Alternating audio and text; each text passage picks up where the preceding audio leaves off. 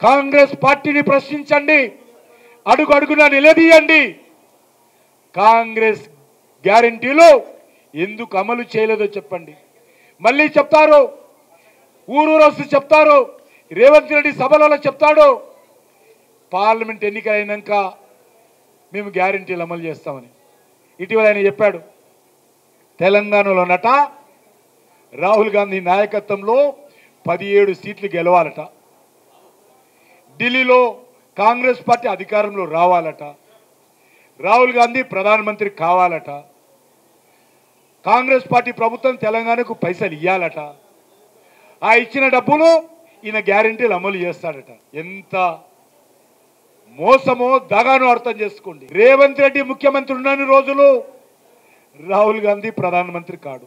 BJP ఈరోజు కేంద్రంలో అధికారం ఉంది.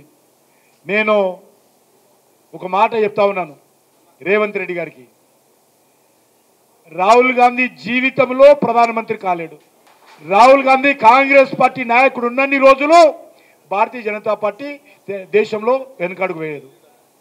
ఆయన కాంగ్రెస్ పార్టీ నాయకుడు ఉన్నన్ని రోజులు ప్రజలు మమ్మల్నే గెలిపిస్తారు, ఎందుకంటే ఆయన ఆ రకంగా వ్యవహరిస్తాడు. కాబట్టి రాహుల్ గాంధీ ప్రధానమంత్రి కాదు కదా, భారతీయ జనతా పార్టీ వెనుకడుగు వేసే ప్రసక్తే లేదు.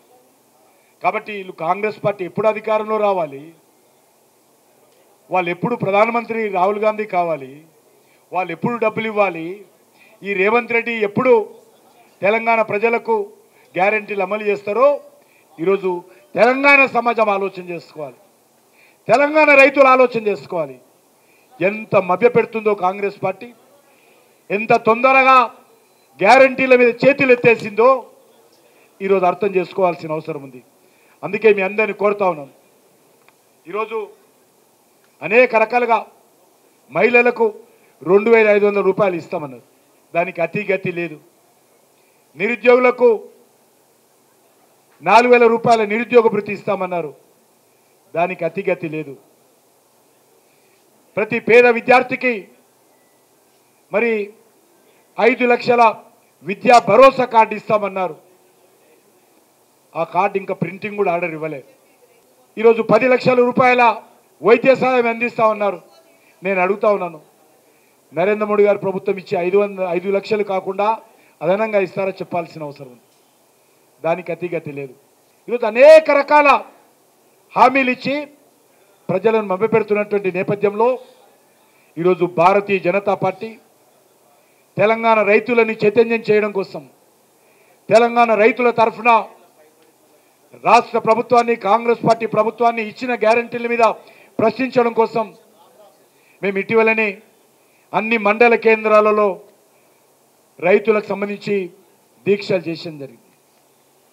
అన్ని మండల కేంద్రాలలో చేశాము, అయినా ఈ ప్రభుత్వానికి చలనం లేదు. కనీసము ముఖ్యమంత్రి రేవంత్ రెడ్డి గారు రైతులకు ఇచ్చినటువంటి గ్యారెంటీల మీద మాట్లాడడం లేదు. అందుకే ఈరోజు భారతీయ జనతా పార్టీ తరఫున పార్టీ నిర్ణయం మేరకు ఈరోజు ఈ యొక్క మరి రైతు దీక్ష చేస్తూ ఉన్నాము. తప్పకుండా రానున్న రోజుల్లో ఈ ఉద్యమాన్ని తీసుకెళ్తాము. కాంగ్రెస్ పార్టీని మరి తెలంగాణ రైతులు అడుగడుగున ప్రశ్నించే విధంగా రైతులకు అండగా నిలబడతాము, రైతులను చైతన్యం చేస్తాము. కాంగ్రెస్ పార్టీని నిలదీసే వరకు, రైతు అడుగడుగున అడ్డుకునే వరకు భారతీయ జనతా పార్టీ నిద్రపోదని చెప్పి ఈ సందర్భంగా మనవి చేస్తూ సెలవు తీసుకుంటున్నాను. భారత్ మాతాకి, భారత్ మాతాకి.